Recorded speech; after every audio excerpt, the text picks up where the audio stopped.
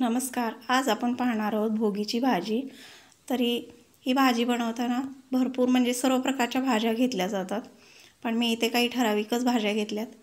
त्याच्यामध्ये घेवडा मी 125 ग्रॅम घेतला आहे, वाळलेला हरभरा 2-3 तास भिजवून अर्धी वाटी घेतला आहे, एक गाजर घेतले, एक बटाटा घेतला आहे, वांगी 2 घेतलेत आणि ओला वाटाणा 1 वाटी घेतलेला आहे.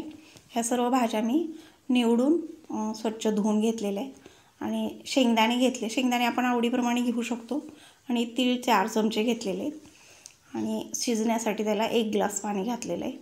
सुरुवातीला फुल गॅसवरती त्याला एक उकळी येऊ द्यायची आणि उकळी आली की परत झाकण काढून एकदा हलवून घ्यायचं, सर्व मिक्स करून घ्यायचं आणि मग परत गॅस कमी करून परत शिजण्यासाठी ठेवायचं. कमी गॅसवर शिजवायची.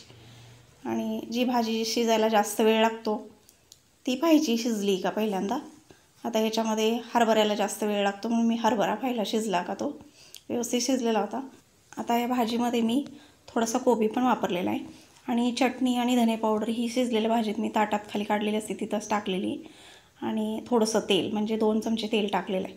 आता फोडणी देऊया. त्याच्यामध्ये जिरं, हिंग, नंतर थोडीशी हळद आणि आलं लसूण पेस्ट ते थोडंसं भाजून घेतल्यानंतर मग कोबी टाकला आहे.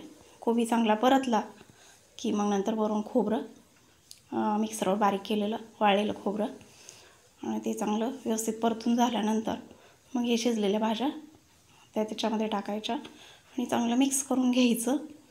आणि त्याच्यामध्ये शेंगदाण्याचं कूट तुम्ही तुमच्या आवडीनुसार टाकू शकता. मी इथं 2 चमचे टाकलेले आहेत आणि चवीनुसार मीठ आणि परत एकदा मिक्स करून घ्यायचं आणि अगदी थोडंसं पाणी टाकायचं भाजी ओलसर राहावी म्हणून.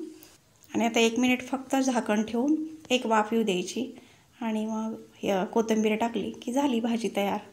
अशा प्रकारे मी भाजी केली, थोडीशी वेगळ्या पद्धतीनं. आवडली तर like, share, subscribe please. Thank you for watching.